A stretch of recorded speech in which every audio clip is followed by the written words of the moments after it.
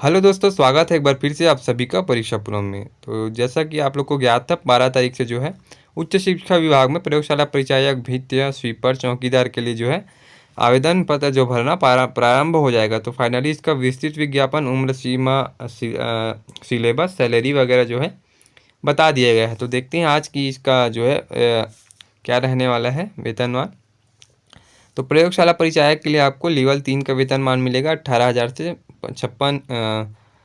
56,900 तक रहेगा। अभित्य के लिए जो है लेवल 1 का वेतन रहेगा 15,600 से 49,400 रुपये तक। उसी प्रकार चौकीदार में भी रहेगा, स्वीपर में भी उसी प्रकार का वेतनमान आपको देखने के लिए मिलेगा। ठीक है। परीक्षा अवधि, चयनित अभ्यर्थी की नियुक्ति 3 वर्ष के लिए परीक्षा अवधि पर की जाएगी। ठीक है। 3 वर्ष के बाद आपको जो है आपको पूर्णतः रख लिया जाएगा। ठीक है, परमानेंट कर लिया जाएगा। ठीक है। प्रयोगशाला परिचायक की न्यूनतम शैक्षिक अर्हता की बात की जाए तो किसी भी मान्यता प्राप्त संस्था से आपका जो है 10+2 उत्तीर्ण होना, मतलब केवल 12वीं आपका उत्तीर्ण होना चाहिए और आप जो है इस परीक्षा को दिलाने के लिए पात्र हो जाओगे। ठीक है।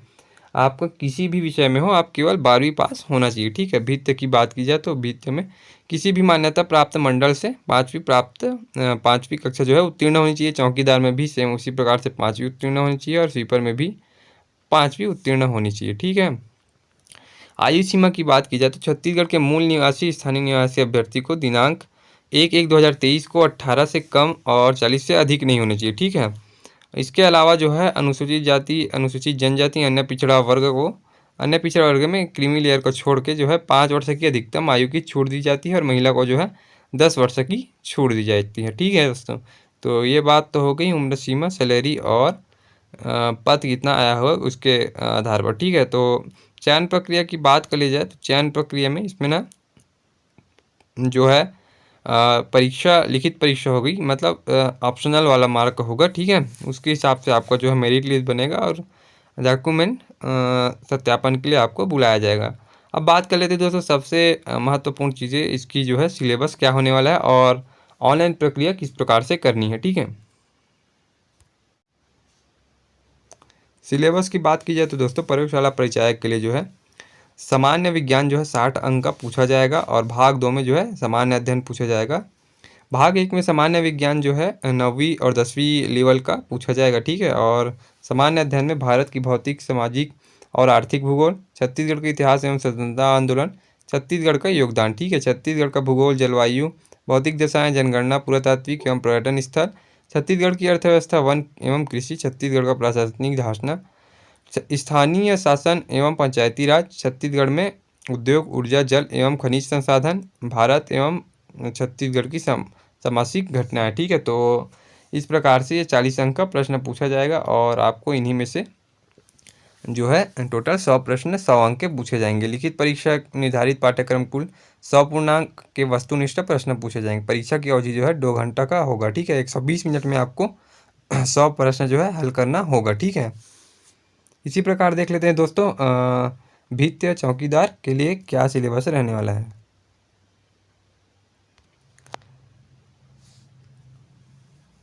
भित्य चौकीदार एवं स्वीपर के लिए जो है आपको भारत देश से संबंधित सामान्य ज्ञान, छत्तीसगढ़ का इतिहास एवं स्वतंत्रता आंदोलन एवं छत्तीसगढ़ का योगदान, तो जितना वो पार्ट बी में पूछा गया था प्रयोगशाला परिचायक में, उतना इसमें भाग 1 में ही पूछा जाएगा। टोटल जो है ये 100 अंक का पूछा जाएगा सामान्य ज्ञान से संबंधित। याद रखिए दोस्तों, इसमें गणित, रीजनिंग वगैरह नहीं पूछा जाएगा। इसमें केवल जो है सामान्य ज्ञान और सामान्य अध्ययन जीएस से ही प्रश्न पूछे जाएंगे। ठीक है। इसमें भी जो है 100 अंक के प्रश्न पूछे जाएंगे जो कि पूर्णतः वस्तुनिष्ठ होंगे। परीक्षा अवधि इसमें भी 2 घंटे का होगा। ठीक है दोस्तों। अब देख लेते हैं इसमें महत्वपूर्ण दिशा निर्देश दिया गया है ऑनलाइन आवेदन करने के लिए, उसको भी देख लेते हैं। ठीक है। तो स्क्रीन पे देख पा रहे होंगे दोस्तों, जो है निर्देश करके ये जारी किया गया है उच्च शिक्षा संचालनालय के द्वारा ऑनलाइन आवेदन भरने के लिए निर्देश। ठीक है। ऑनलाइन आवेदन भरने के पूर्व अभ्यर्थी अपने पास निम्न दस्तावेज रखे। ठीक है। फोटो का जो साइज अपलोड करने के लिए कहा जाएगा वो 50 KB से कम होना चाहिए। ठीक है। और फोटो जो है जेपीजी या पीएनजी के फॉर्मेट में होना चाहिए। ठीक है। हस्ताक्षर मतलब सिग्नेचर का जो है 40 KB से कम होना चाहिए साइज और जेपीजी में होना चाहिए। ठीक है दोस्तों।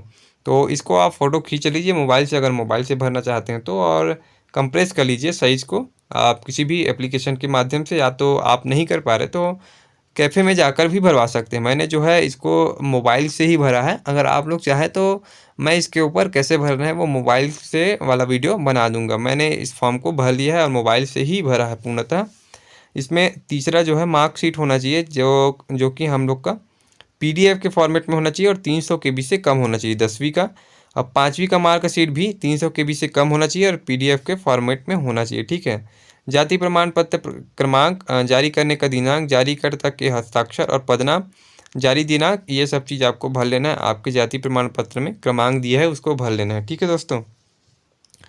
ऑनलाइन आवेदन के साथ साथ अभ्यर्थी की जाति, जन्म तिथि, स्थानीय निवास आदि संबंधित पत्र नहीं लिए जा रहे हैं। अभ्यर्थी के सभी प्रमाण पत्र का परीक्षण नियुक्ति कर्ता प्राधिकारी द्वारा नियुक्ति के पूर्व किया जाएगा, ठीक है। अभ्यर्थी द्वारा दी गई गलत जानकारी के लिए विभाग जवाबदेही नहीं होगा। इसका संपूर्ण उत्तरदायित्व तो उनका स्वयं का होगा, ठीक है। ऑनलाइन आवेदन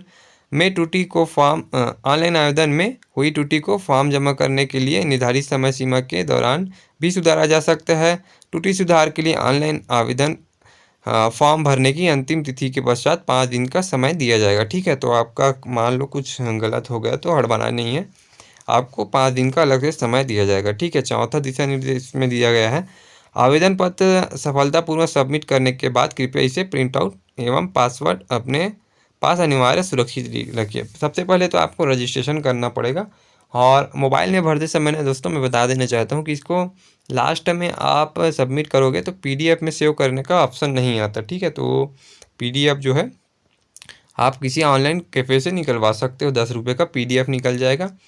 अगर मोबाइल से भरते हो तो, या तो स्क्रीनशॉट लेके रख लीजिए रहेगा, और जब एडमिट कार्ड आएगा तो उनका आप जो है प्रिंट आउट निकलवा लीजिएगा, ठीक है दोस्तों। तो यदि आपको चाहिए कि कैसे भरना है मोबाइल से तो मैं आपको बता दूंगा, ठीक है दोस्तों। तो आज की इस वीडियो में बस इतना ही। वीडियो अच्छी लगी हो तो लाइक कीजिए, इन्फॉर्मेटिव लगी हो तो अपने दोस्तों तक भी शेयर कीजिए, और इसी तरह की इन्फॉर्मेटिव वीडियो के लिए हमारे चैनल के साथ जुड़ सकते हैं।